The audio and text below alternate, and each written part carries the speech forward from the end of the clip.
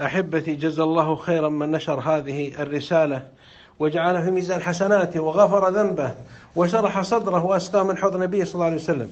أحبتي، هذه وصفة نبوية من سيد ولد آدم صلى الله عليه وسلم لكل مرض.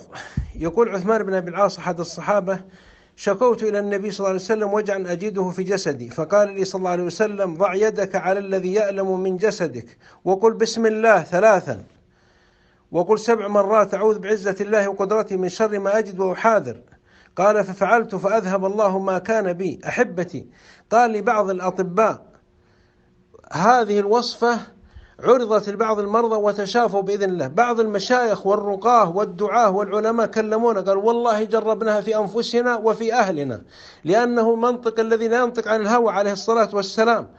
قلها على رأس المريض، خاصة من عندهم أطفال، عندهم توحد، عندهم إعاقة، عندهم أمراض مزمنة ونحو ذلك. وصفها كذا: بسم الله بسم الله بسم الله، أعوذ بعزة الله وقدرته من شر ما أجد وأحاذر 7 مرات. تقبل الله منا ومنكم. انشروها، لا تقف الرسالة، مررها لتكون في ميزان حسناتك.